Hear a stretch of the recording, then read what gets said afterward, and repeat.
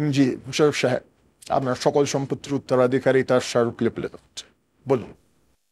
আরফি, আম্মু, নিজের আম্মু খেয়াল রাখতেছো তো?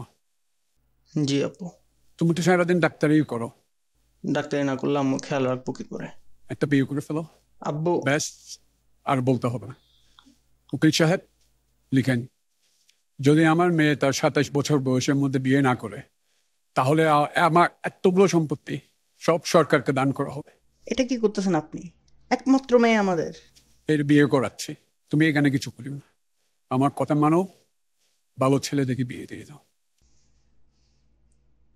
আম্মু, কেমন ছেলে পছন্দ একটু বলো। এখন আব্বুর দিকে খেয়াল করা উচিত, বিয়ের সময় আরো 1 বছর আছে। চুপ! তোর আব্বু যা বলছে তাই হবে। আমি তোর আব্বুর কথার বিরুদ্ধে যেতে পারবো না। তোর পছন্দ না থাকলে তোর আব্বুর পছন্দে বিয়ে করবি, এটাই শেষ কথা।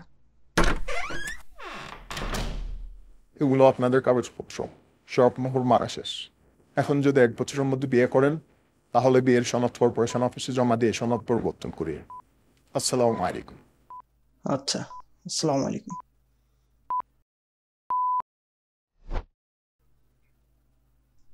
আপু, এই সিদ্ধান্ত নেওয়ার কোনো প্রয়োজন ছিল না।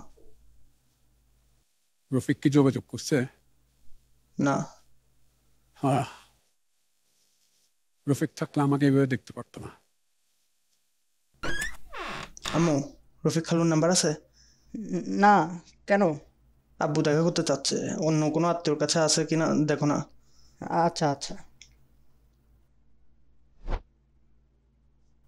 আব্বু, খালু আসে নাই, কিন্তু খালা আসছে তোমাকে দেখার জন্য।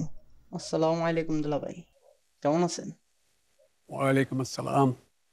এত বছর কোনো দেখা সাক্ষাৎ নাই যে? অনেক কিছু হয়ে গেছে যা বলার মতো না। যাক, এসব কথা। আমার মেয়ের জন্য একটা ভালো ছেলে দেখো না। আব্বু, এসব কথা এখন কেন বলতেছেন? বিয়ে না করলে সম্পত্তিও পাবে না। আমার লাগবে না সম্পত্তি। না লাগলেও বিয়ে করবে। দুলাভাই, আমার বিয়ের বয়সে একটা ছেলে আছে। আপনি যদি ভরসা করেন তবে তার সাথেই বিয়ে হোক। আম্মু, যদি তোর কোনো সমস্যা না থাকে তাহলে জীবনী। আমার সমস্যা নেই।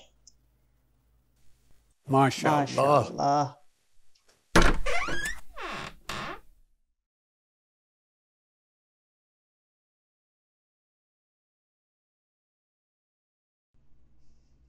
কিরে, তুই অন্য কোনো রোগী দেখবি না?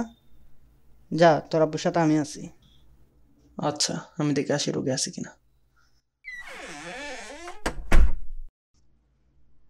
তোমরা কি কথা বলছো যে? আমি আরিশার ছেলের সাথে আরফির বিয়ে ঠিক করতে চাচ্ছি। তুমি ছেলেটার নামও জানো না। ছেলেটা হয়েছে পর্যন্ত 20 বছর ধরে কখনো যোগাযোগও করে নাই। রফিক আর আরশের উপর আমার পুরা ভরসা আছে, এদের ছেলে ভালো হবে। যেন আমি এমনটা হতে দিব?